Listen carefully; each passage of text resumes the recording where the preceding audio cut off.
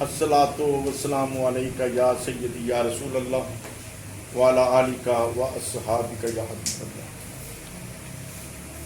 हुकूमत पाकिस्तान की तरफ से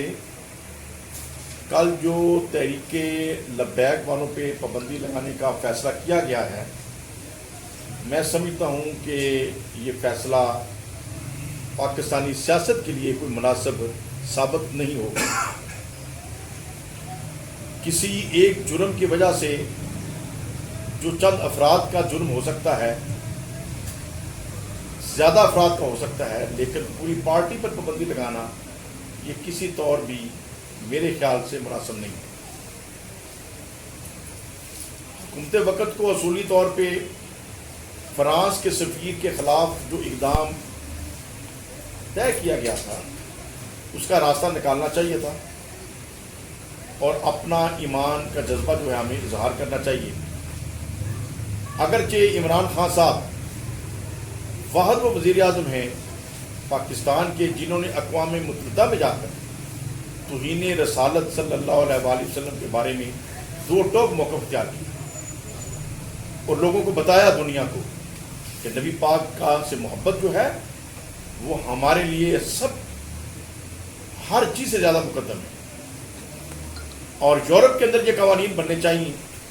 कि किसी को ये जुर्रत ना हो कि अल्लाह के किसी प्यारे नबी के ख़िलाफ़ तौहीन अमेज़ अल्फाज इस्तेमाल कर सके। अक़वाम मुत्तहिदा का प्लेटफॉर्म यूज़ करना चाहिए और मेरे ख्याल में अगर आलमी इस्लामी कॉन्फ्रेंस भी बुलाई जाए तो ये ज़्यादा मौजू इक़दाम होगा। तमाम अक़वाम आलम मुसलमान हुकूमतें मिलकर इस्लामी कॉन्फ्रेंस के तहत इसके ऊपर एक लाहे अमल बनाएं और यूरोप को और गैर मुस्लिम हुक्मरानों को कुछ एटिकेट सिखाएं।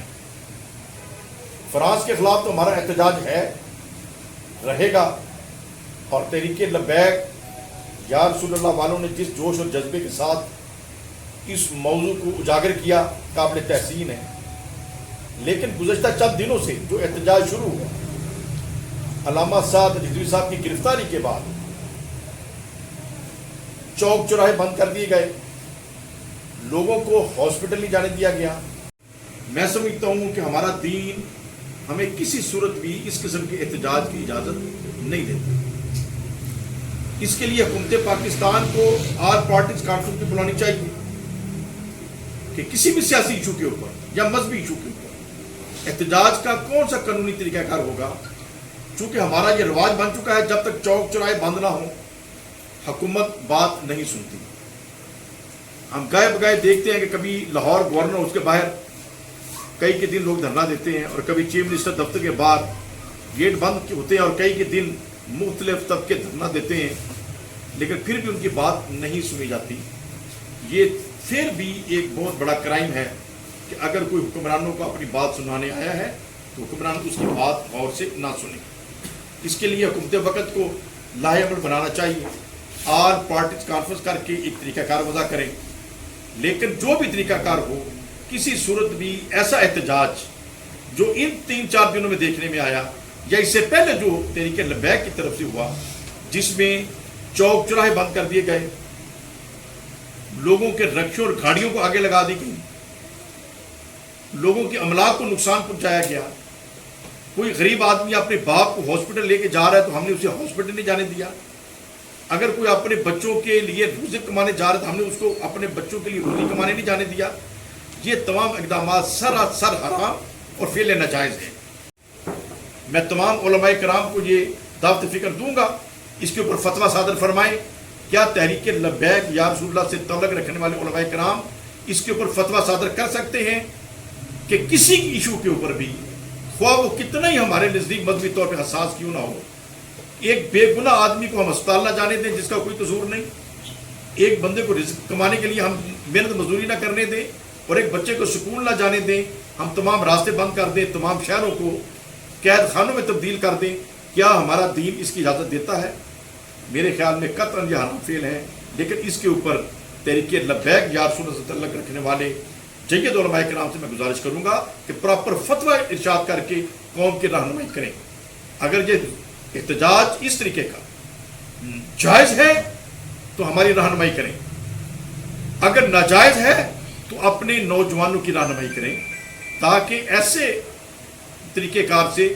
جو ہم جہاں مثبت کام ہو رہے ہیں، اچھے کام ہو رہے ہیں، وہاں یہ چیزیں بدنامی کا باعث بن رہی ہیں۔ آج حکومت اگر اس کے اوپر پابندی کا لگانے کا سوچ رہی ہے تو پھر آپ خود سوچیں کہ اس کا کیا رزلٹ ہو۔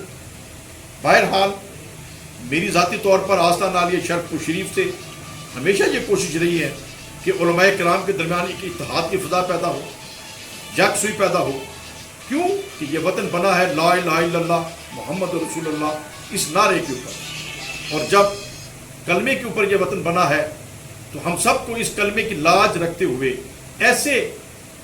افراد کو آگے لے کے آنا چاہیے جن کو ریاست مدینہ کی سمجھ ہے،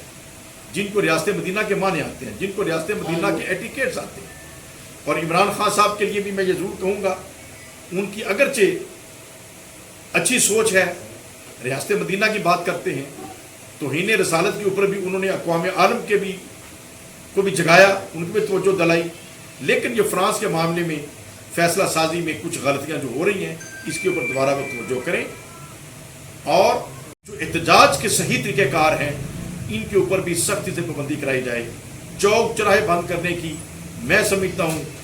کسی صورت میں کسی کو بھی اجازت نہیں ہونی چاہیے، خواہ وہ تحریک انصاف ہو، خواہ مسلم لیگ ہو، خواہ پیپلز پارٹی ہو، یا تحریک لبیک جعفر اللہ ہو، چوک چراہے بند کرنے کی اجازت کسی بھی قسم کے احتجاج میں کسی صورت بھی نہیں ہونی چاہیے۔ بہرحال حکومت وقت سے میری یہ گزارش ہے